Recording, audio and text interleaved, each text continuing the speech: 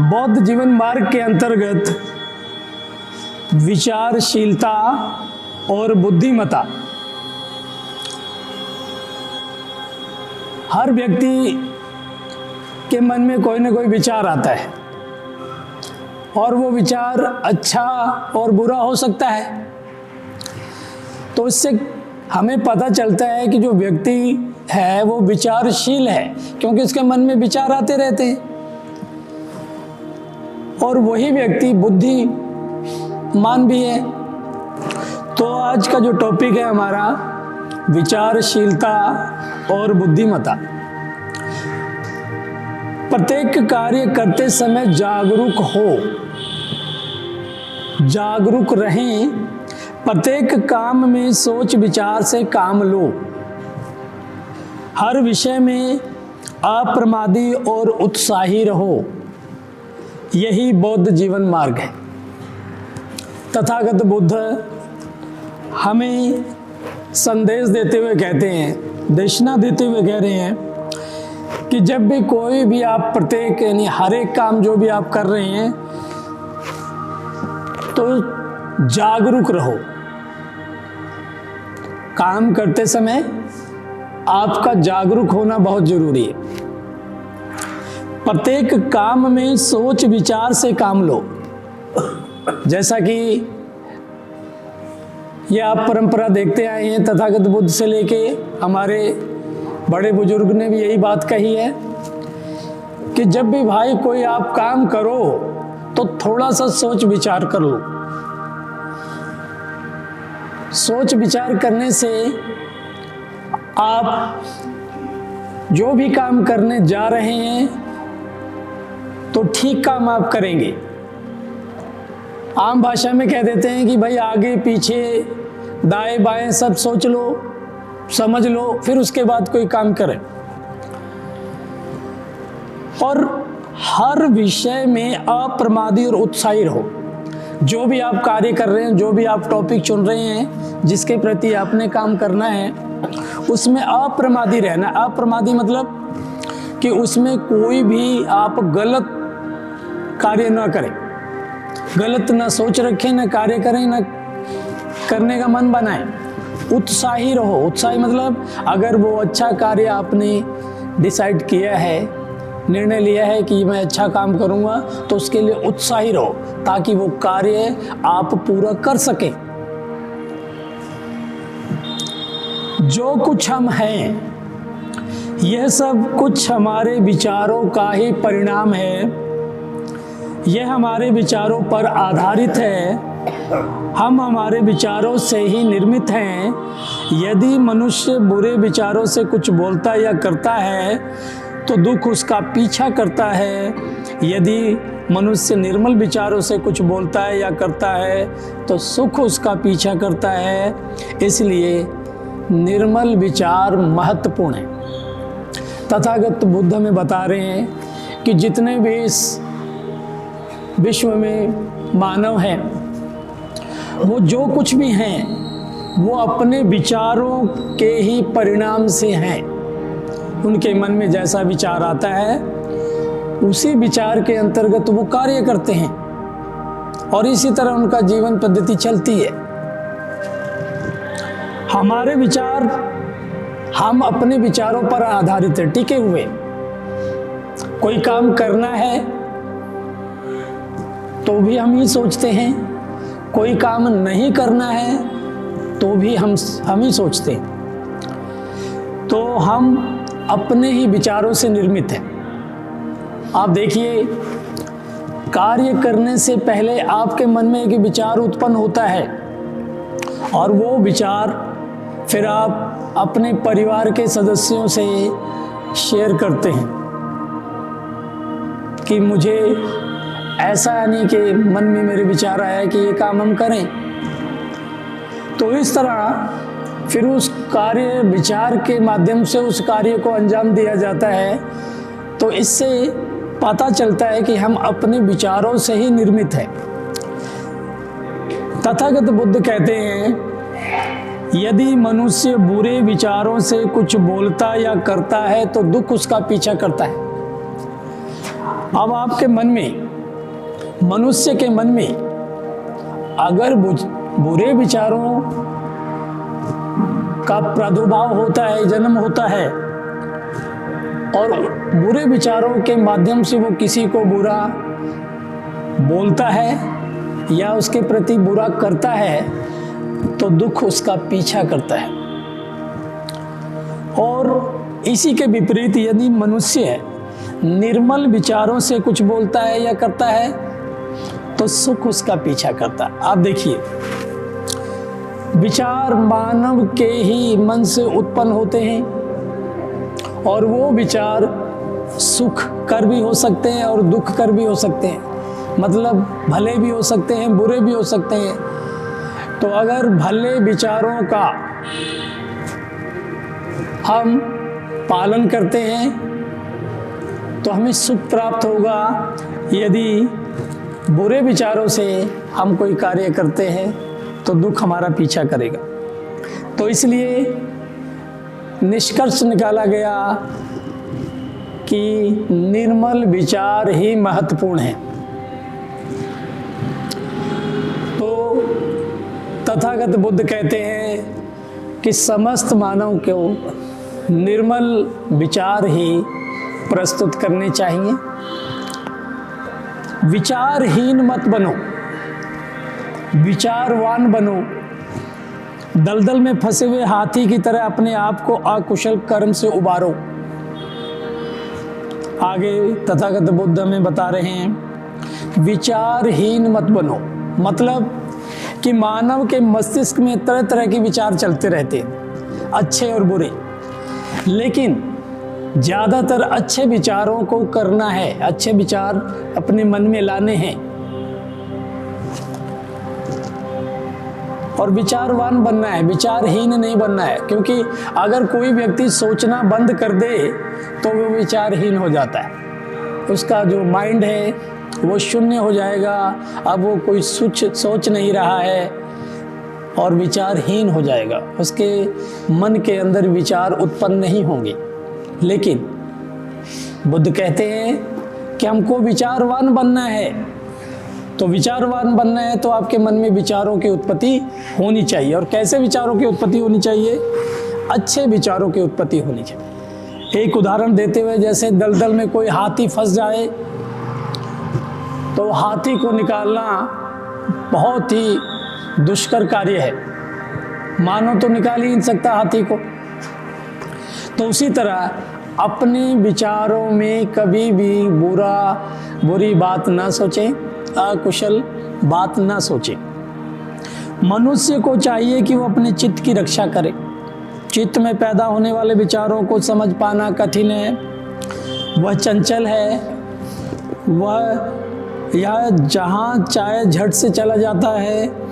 ठीक प्रकार सुरक्षित चित्त सुख लाता है। बुद्ध कहते हैं कि प्रत्येक मनुष्य को, मानव को चाहिए कि वो अपने चित्त की रक्षा करे।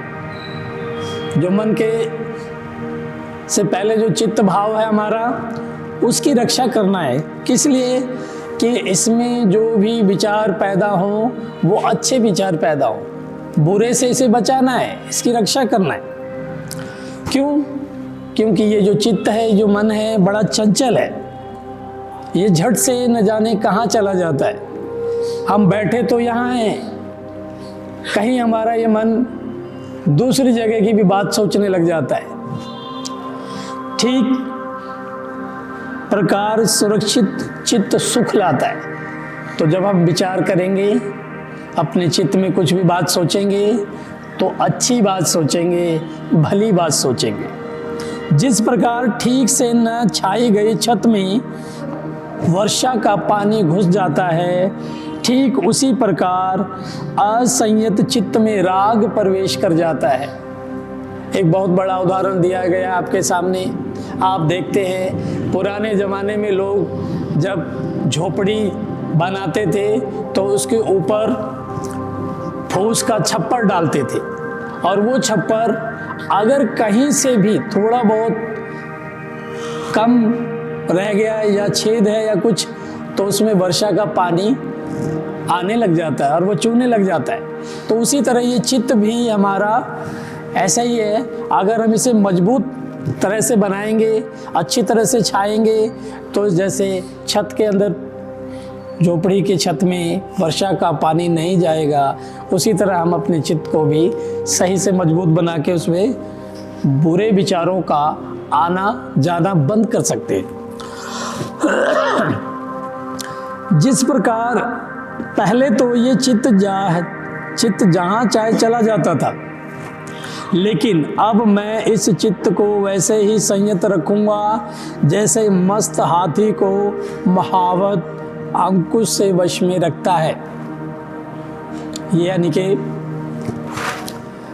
ये हमारे लिए संकल्प की बात है कि हमारा जो चित्त है वो इधर उधर चला जाता है, इधर उधर की बात सोचता है, अन्य कार्यों में रुचि लेने लगता है। लेकिन हम ये संकल्प लें कि आज से मैं अपने चित्त को संयत रखूंगा। संयत का मतलब अनुशासन में रखूंगा, बांध के रखूंगा, कंट्रोल करके रखूंगा। जैसे मस्त हाथी, जो हाथी होता है उसके ऊपर एक व्यक्ति बैठा होता है जिसे कहते हैं महावत, और उसके पास कोई हथियार नहीं होता, एक छोटा सा अंकुश होता है, भाला कहते हैं छोटा सा, वो उसके गर्दन पर ऐसे चुभाता रहता है और वह मस्त हाथी बैलेंस बनाकर चलते रहता है। तो उसी प्रकार हमें भी अपने चित्त को कंट्रोल में रखना है। जहाँ चाहे वहाँ जाने वाले उस चित्त को साधना अच्छा है जो वश में नहीं रह पाता, किंतु साधा गया चित्त सुख लाता है। अब देखिए, तथागत बुद्ध देशना देते हैं कि जो आपका चित्त है, जो आपका मन है, उसे साधना बहुत जरूरी है। साधना मतलब उसे कंट्रोल में लाना बहुत जरूरी है, उसकी लगाम अपने हाथ में रखना बहुत जरूरी है, जो कि यही बहुत मुश्किल काम है। लेकिन फिर भी अगर हम प्रयास करें तो कोई काम मुश्किल नहीं है। तो इसको, चित्त को साधना अच्छा है, किंतु अगर हम साध पाए तभी हमें सुख प्राप्ति होगा, नहीं तो ये चित्त, ये मन किसी भी बुरे या अकुशल कर्म की ओर चला जाएगा। जो इस दूरगामी चित्त को संयत रखेंगे वो मार के बंधन से मुक्त होंगे। अगर हम अपने मन पे कंट्रोल कर सकते हैं, चित्त को साध सकते हैं, तो फिर हम किसी भी तरह का जो अकुशल कर्म का मार है जो हमारी ओर आएगा, हम उससे बच सकते हैं। तो कोई भी अकुशल कर्म हमारी ओर नहीं आ पाएगा। यदि मनुष्य का चित्त अस्थिर है, यदि वह धम्म का जानकार नहीं है, यदि उसका चित्त शांत नहीं है, तो उसकी प्रज्ञा कभी पूर्णता को प्राप्त नहीं होगी। बुद्ध की ये महत्वपूर्ण देशना आप सभी दम बंधु उपासक उपासिकाएं सुन रहे हैं। बुद्ध कहते हैं कि यदि मनुष्य का चित्त अस्थिर है, जो मानव का मन है, चित्त है, वो बैलेंस में नहीं है और वह धम्म का जानकार नहीं है, तथागत बुद्ध ने जो हमें धम्म दिया, जो मार्ग दिया, जो कल्याणकारी मार्ग, जो शुरू में भी कल्याणकारी है, मध्य में भी और अंत में भी, अगर उसकी जानकारी हमें नहीं है और किसी मनुष्य का चित्त शांत नहीं है, तो उसकी प्रज्ञा कभी पूर्णता प्राप्त नहीं करेगी।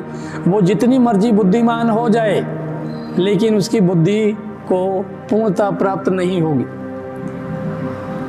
तो इसलिए मनुष्य को अपने चित्त को स्थिर बना के रखना है, स्टेबल बना के रखना है, एक जगह टिका के रखना है।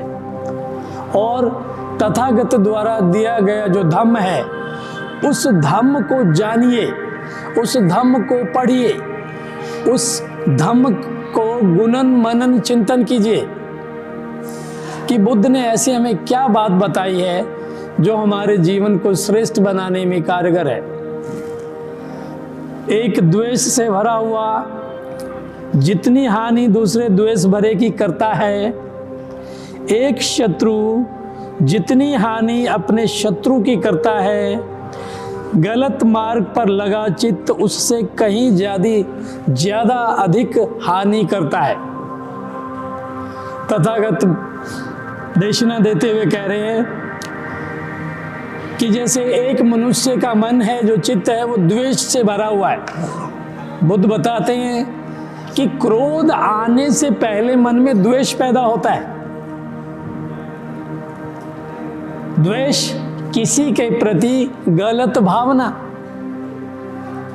और उसके बाद वो व्यक्ति अगर बार बार हमारे सामने आता है तो वो द्वेष भावना बढ़ती जाती है, और जैसे ही वो बढ़ती जाएगी फिर वो क्रोध का रूप धारण कर लेगी, और क्रोध का रूप धारण करेगी तो आप सभी को ज्ञात है कि क्रोध आने पर क्या होता है। तो इसी तरह एक द्वेष भरा हुआ व्यक्ति जितने दूसरे द्वेष भरे की हानि करता है, एक शत्रु जितनी दूसरे शत्रु की हानि करता है, इन दोनों के अलावा गलत मार्ग पर लगा हुआ ये चित्त इन दोनों से ज्यादा हानि करता है। अगर ये मन हमारा गलत मार्ग पर पहुंच गया है तो वो बहुत इन दोनों से भी ज्यादा हानि करता है। तो कुल मिला के हानि से बचना है तो हमें अपने चित्त को थोड़ा सा कंट्रोल करना होगा, उस पर काबू करना होगा। ठीक मार्ग पर लगा चित्त मनुष्य की जितनी भलाई कर सकता है, उतनी भलाई न माता न पिता न दूसरे रिश्तेदार कर सकते। तथागत बुद्ध अपनी कल्याणकारी देशना के माध्यम से हम सभी को ये बता रहे हैं कि अगर मनुष्य का चित्त मन ठीक मार्ग पर लगा है, सही रास्ते पे चल रहा है, तो वो इतनी भलाई कर सकता है इस संसार में कि उतनी भलाई ना तो माता और ना पिता ही कर सकते हैं, और ना ही कोई अन्य दूसरे रिश्तेदार कर सकते हैं। तो प्रबुद्ध उपासक उपासिकाओं, तथागत बुद्ध की इस कल्याणकारी देशना के माध्यम से हमने अभी विचारशीलता और बुद्धिमत्ता विषय के माध्यम से ये बातें सुनी। बुद्ध ने कहा विचारवान बनो, आपके मन में सुंदर अच्छे कुशल विचार आने चाहिए। अगर अच्छे सुंदर और कुशल विचार नहीं आएंगे तो आपका चित्त ऐसे मार्ग की ओर चल पड़ेगा जिससे बहुत ज़्यादा हानि होने वाली है।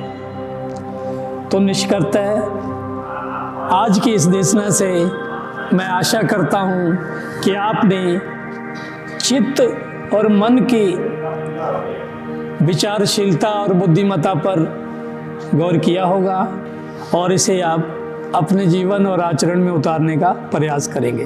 बोलिए साधु साधु साधु।